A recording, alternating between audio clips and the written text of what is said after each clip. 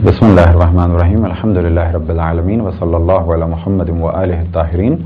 व लअनतुल्लाहि अला आदाइहिम अजमईन। मौजू गुफ्तगू गुस्ल,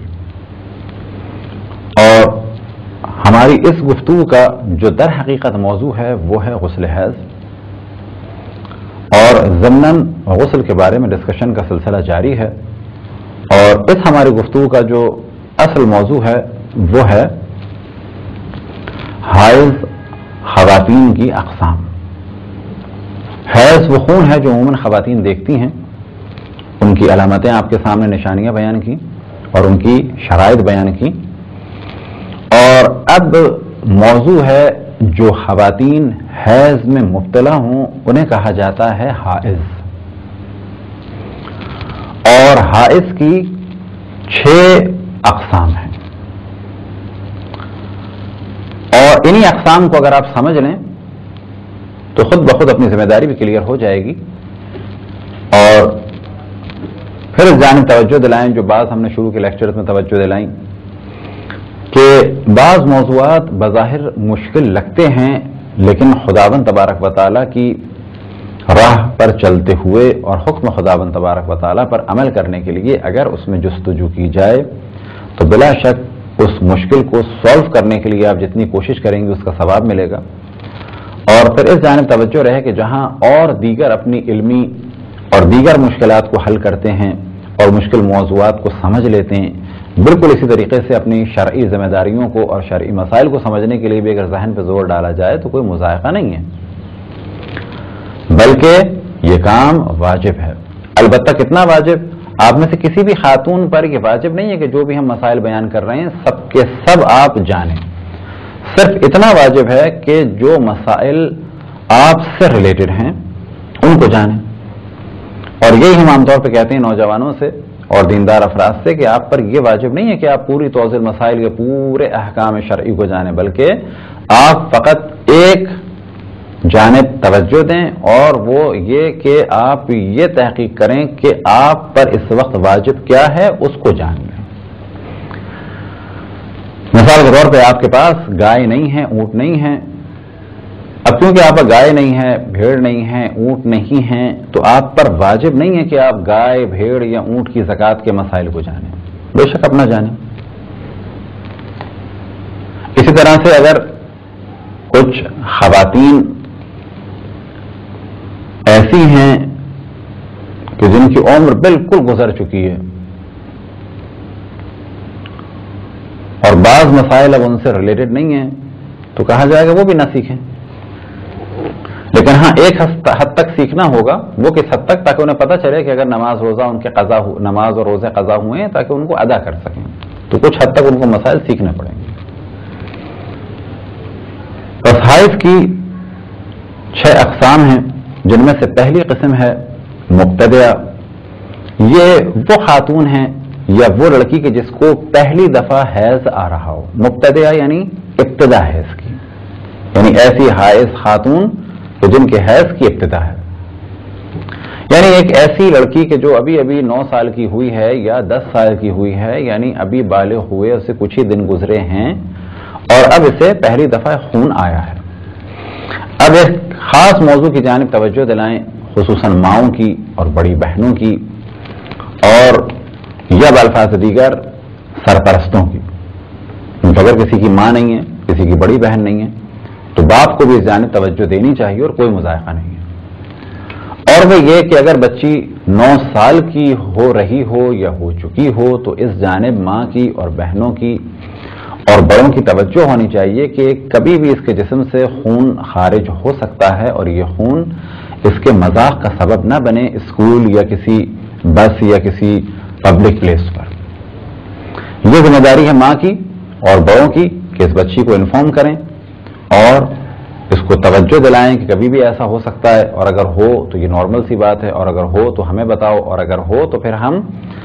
तुम्हें बताएंगे क्या चीज़ इस्तेमाल करनी है, क्या चीज़ रखनी है, ताकि शर्म का सबब ना हो। लेकिन बाज़ दफ़ा माएँ इन मौज़ूआत को बच्चियों से डिस्कस नहीं करती हैं, بے شک ان کے سامنے فلمیں دیکھتی ہیں، گانے دیکھتی ہیں، بےہودہ مناظر دیکھتی ہیں، اس میں انہیں شرم محسوس نہیں ہوتی، لیکن اپنی بچی سے اس موضوع کو ڈسکس کرتے ہوئے انہیں شرم آتی ہے، یا بڑی بہنوں کو اس موضوع کو ڈسکس کرتے ہوئے شرم آتی ہے، جبکہ یہ لازم ہے کہ ایک بچی کو بتایا جائے اس حد تک تاکہ یہ اپنے واجبات کو بھی جانے، محرمات کو بھی جانے کہ کیا اس پر واجب ہے، کیا اس پر حرام ہے، اور ساتھ یہ کہ اس کو معاشرتی اعتبار سے پتہ چلے، اس کا مذاق نہ بنے۔ لہذا بعض دفعہ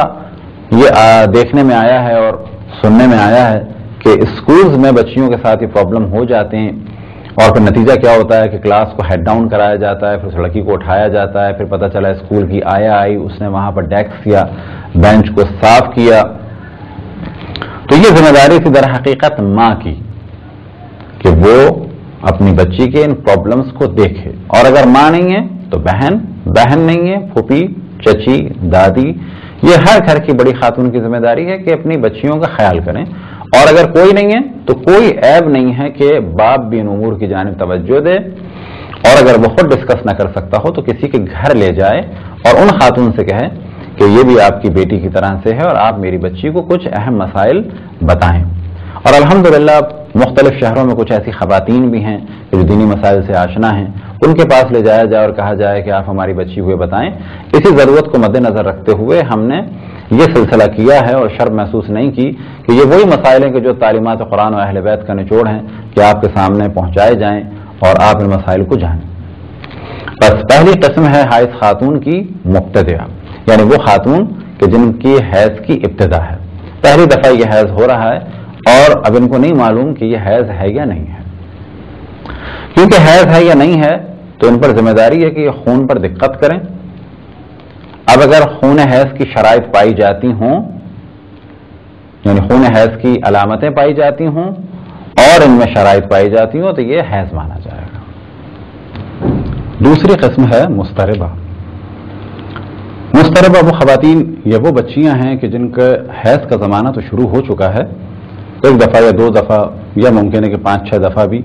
حیض وہ دیکھ چکی ہیں، یا ممکن ہے کہ اس سے زیادہ، لیکن عموماً یہ والا موضوع یعنی مضطربہ کا پیش آتا ہے ان بچیوں یا خواتین کے ساتھ کہ جن کے حیض کا زمانہ تقریباً ابتدائی زمانہ ہے۔ اور مضطربہ وہ خواتین یا وہ بچیاں ہیں کہ جن کے حیض کی نہ تاریخ معین ہے اور نہ ہی دن معین ہے، اور ابھی ان کو منظم ہونے میں ٹائم لگے گا۔ یہ گروہ کہلاتا ہے مضطربہ۔ اور تیسرا گروہ ہے، یعنی تیسری قسم ہے حائض خواتین کی، اور وہ ہے عددیہ، یعنی وہ خواتین کہ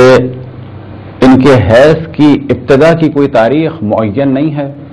کبھی بھی ہو جاتا ہے، لیکن شروع ہونے کے بعد ختم ہونے کی تاریخ تقریباً معین ہے، یعنی عموماً 5 دن یا 4 دن یا 7 دن، بالآخر 3 دن سے زیادہ یا 10 دن سے کم۔ مثال کے طور پر 3 یا 4 یا 5 یا 6 یا 7 ان کے حیض کے دنوں کی تعداد معین ہے، یعنی عدد معین ہے لیکن وقت معین نہیں ہے۔ یہ ہیں 3 گروہ ابتدا کے۔ ان کا حکم یہ ہے کہ اگر اجمالاً بہت اختصار سے بیان کریں اور بعد میں انشاءاللہ تفصیل سے بیان کریں گے، ان کی ذمہ داری یہ ہے کہ جب بھی انہیں خون آئے تو یہ تحقیق کریں کہ اگر علامت پائی جاتی ہے اس میں حیض کے خون کی، یا یہ کہ ان کو یقین ہے کہ یہ کم سے کم 3 دن چلے گا یا اس سے زیادہ چلے گا، تو اس خون کو یہ حیض کاؤنٹ کریں اور وہ کام انجام نہ دیں کہ جو حائض خاتون پر حرام ہے۔ چوتھی قسم ہے وقتیہ، یعنی وہ خاتون کہ جن کے حیض کی ابتدا کا وقت معین ہے لیکن کتنے دن حیض ہوگا یہ معین نہیں ہے، کبھی 3 دن ہوتا ہے، کبھی 5 دن ہوتا ہے، کبھی 6 دن ہوتا ہے، لیکن ڈیٹ معین ہے، لیکن کتنے دن یہ حیض ہوگا یہ معین نہیں ہے۔ اس گروہ کو کہا جاتا ہے وقتیہ۔ 5ویں قسم ہے حائض خواتین کی عددیہ و وقتیہ، یعنی ان کے پیریڈ کی یا بالفاظ دیگر حیض کی تاریخ بھی معین ہے کب شروع ہوگا، اور دنوں کی تعداد بھی معین ہے۔ مثال کے طور پہ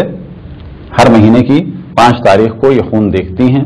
اور 5 دن یہ چلتا ہے۔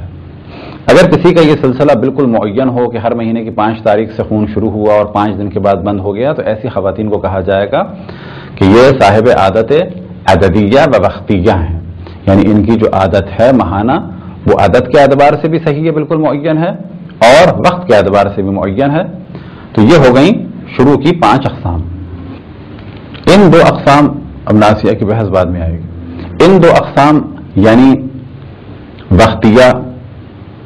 اور اسی طریقے سے وقتیہ و عددیہ، ان کی ذمہ داری یہ ہے کہ جب بھی یہ خون دیکھیں، کیونکہ ان کی ابتدا کی ڈیٹ معین ہے، تو جیسے ہی یہ خون دیکھیں گی اس کو یہ حیض کاؤنٹ کریں گی، اور جب حیض کاؤنٹ کریں گی تو نتیجہ کیا ہے کہ نماز نہیں پڑھ سکتی، روزہ نہیں رکھ سکتی۔ اسی طریقے سے اگر شادی شدہ ہیں تو جنسی تعلق کو بھی شوہر سے برقرار نہیں کر سکتی۔ چھٹی قسم حائض خاتون کی ناسیہ۔ ناسیہ وہ خاتون ہیں کہ جن کی کسی زمانے میں مدت اور وقت معین تھا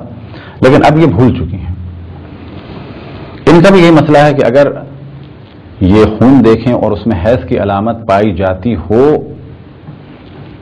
تو یہ حائضہ مانی جائیں گی۔ اب یہاں پر ایک خاص مسئلے کی جانب توجہ دلائیں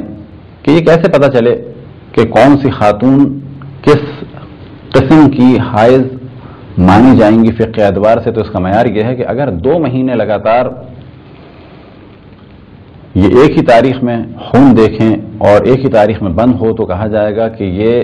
ان خواتین میں سے ہیں کہ جن کی تاریخ اور جن کی مدت معین ہے۔ لیکن اگر یہی خاتون کہ جن کا ہمیشہ سلسلہ تھا یا یہ کہ شروع کے 2 مہینے میں اس طرح سے رہا اور جب بھی 2 مہینے ہو جائے تو تیسرے مہینے میں ان کو مانا جائے گا کہ ان کے حیض کا وقت اور مقدار معین ہے، تعداد معین ہے۔ لیکن اگر بعد میں 2 مہینے اس قسم کا سلسلہ ہو جائے کہ ان کی تاریخ ڈسٹرب ہو جائے یا دنوں کی مدت ڈسٹرب ہو جائے تو پھر ان کو معین عادت والی خاتون نہیں مانا جائے گا۔ یہ تھی 6 اقسام حائض خاتون کی، اور پہلے مرحلے میں اس کی جانب توجہ دلانا ضروری تھا کیونکہ جب فقہ کے مسائل بیان ہوتے ہیں خصوصاً جب حیض کے، تو وہاں پر یہ گفتگو آتی ہے کہ اگر یہ مبتدع ہیں تو کیا کریں، اگر یہ مضطربہ ہیں تو کیا کریں، اگر یہ صاحب عادت وقتیہ ہیں یعنی اگر ان کا وقت معین ہے، یا یہ صاحب عادت عددیہ ہیں یعنی ان کے دن معین ہیں، یا یہ کہ عددیہ بھی ہیں اور وقتیہ بھی ہیں یعنی ان کے حیض شروع ہونے اور ختم ہونے کی تاریخ معین ہے، یا یہ کہ یہ ناسیہ ہیں۔ اسی طریقے سے پہلے ہم نے گفتگو کی اور وہاں پر حیض کے بارے میں گفتگو ہوئی، اور پھر جن خاتون کو حیض ہو ان کے لیے ہم نے بتایا کہ انہیں حائض کہا جاتا ہے، اور اسی طریقے سے جن کے حیض کا سلسلہ ختم ہو جائے انہیں یائسہ کہا جاتا ہے۔ تو در حقیقت گفتگو تھی کہ جس میں خاص بعض الفاظ کو آپ کے سامنے بیان کیا گیا، کیونکہ باقی آئندہ جتنی بھی ہماری نشستیں ہوں گی اس میں اتنی تفصیل سے گفتگو نہیں ہوگی، بلکہ ان ورڈز کو یوز کیا جائے گا، کیونکہ ہر دفعہ یہ بتانا کہ مبتدع کی کیا تعریف ہے اور مضطربہ کی کیا تعریف ہے، ناسیہ کی کیا تعریف ہے، عددیہ کون ہے، وقتیہ کون ہے، اور عددیہ اور وقتیہ کون ہے، یہ کسی بھی علم میں ایسا نہیں ہوتا کہ ہر دفعہ ٹرمنالوجیز کو ڈسکس کیا جائے۔ لہذا پہلے مرحلے میں انہیں ہم نے بیان کیا۔ خداوند تبارک و تعالیٰ سے دعا ہے کہ بحق محمد و آل محمد ہمیں اپنے رسول اپنی حجتوں خصوصاً امام زمان علیہ الصلوۃ والسلام کی معرفت اور اطاعت کی توفیق عطا فرمائے۔ وصلی اللہ علی محمد و آلہ الطاہرین۔